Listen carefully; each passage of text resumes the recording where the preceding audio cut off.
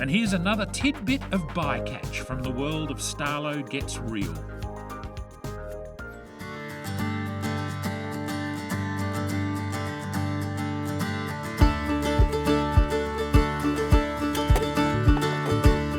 What a fantastic place. This is Copperlode Dam in the rainforest-clad mountains right behind Cairns, and it's part of Cairns' water supply, so for many years no one was allowed to fish here. But my good mate Kim Anderson now runs a charter business here, and he's invited us up to chase some of the barramundi that live in these beautiful waters. Joe and I are pretty keen on this. Copperlode's a freshwater dam, so barra can't breed here. The lake needs to be stocked with hatchery fish, and Kim tells us that the latest batch are growing at a phenomenal rate in this fertile waterway. We're keen to see some, and as usual, it's Joe who scores first blood.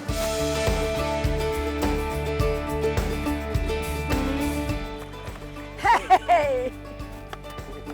Well done, love.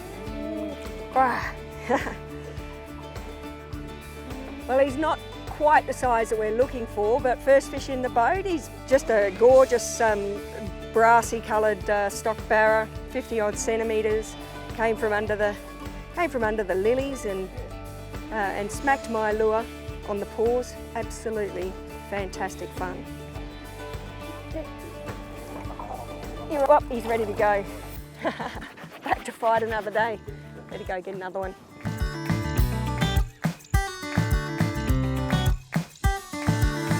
I think one of the biggest mistakes people make with barra is just casting their lure out and mechanically winding it in, not thinking about each retrieve. With these deep diving hard-bodied lures that we're using, you need to get it in there, crank it down to its operating depth. Those first half a dozen turns of the handle will get it down to that level you want it. It's probably about 1.5, 2 metres under the surface now. And then slow right down, keep it there in the strike zone and really work the rod tip, twitch the lure, make that lure dance and look like an injured bait fish, and keep it in there for as long as you possibly can. And a lot of times the barra will hit it on the paws. That lure is just hanging there in mid-water now, it's suspending, and the barra will eat it while it's just sitting there.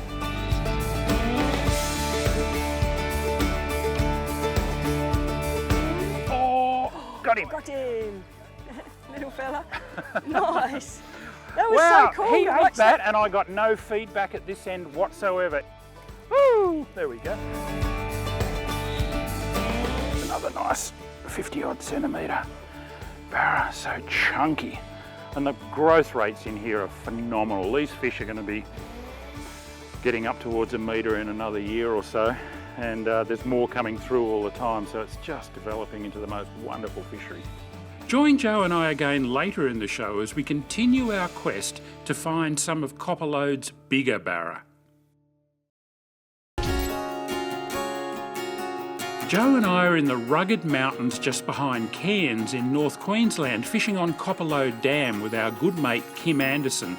We've had a great start to the day, kicking off with a couple of feisty little barra in the 50 to 55 centimetre range, and we're hoping to find a few bigger ones. The fish we're catching are under a year old and their growth rates are incredible, but Kim knows that there are some much heftier barra lurking in these clean waters. Every cast is loaded with expectation. Oh, I got him!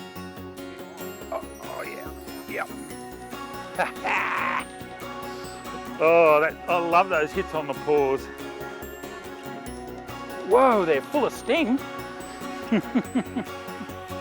Oh, they're gorgeous.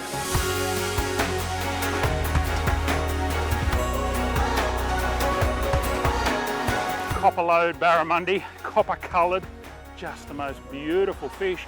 And wow, talk about go, for the size of it, that fish is not even 60 centimetres, probably about 58.